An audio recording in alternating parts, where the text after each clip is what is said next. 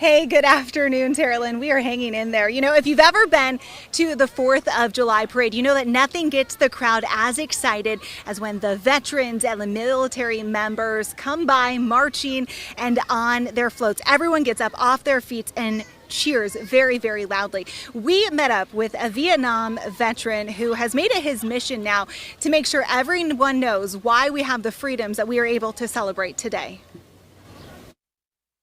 It was 1969, and 19-year-old Wally Coelho had his last summer of freedom all planned out. I grew up in Seekonk. Basically, my wife, my girlfriend at the time, and all our friends, all we did was cruise around in little circles. Wally tells me he and his friend from Pawtucket went in on the buddy system, enlisting in the U.S. Army. 2 days later, I got my draft notice. Can't win the lottery for money, but there I was, for that number. About a week later, he left for basic training, and a few months after that, he married his girlfriend, Kathy.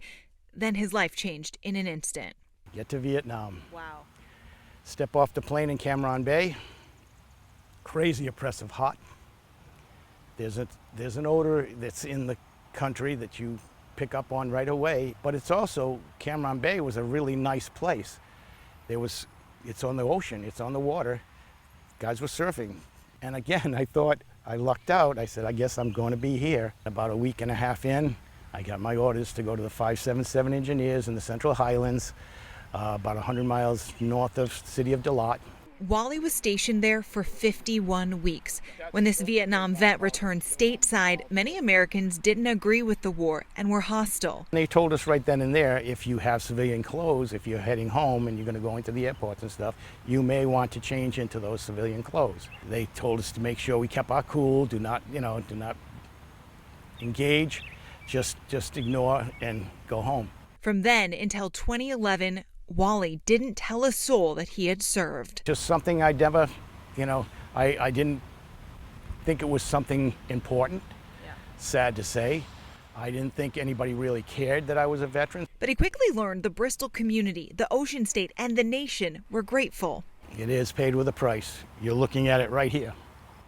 He started giving back again, this time to his fellow veterans, through mentoring youth and sharing his story at elementary schools around our area, while honoring the friend he enlisted with, sharing a picture with us that he's kept in his wallet for decades. It always gets me when I think of my friend who didn't make it back. I came home on 54 years ago on May 21st. I came home on May 22nd. I heard he didn't make it. So his name is Valentino Lascola, Pawtucket resident. Love you, brother.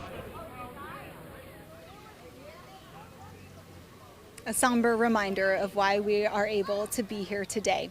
Reporting live from the 238th Bristol 4th of July Parade for my videographer, Ethan Lopez, I'm Tiffany Murphy. Back to you in the studio.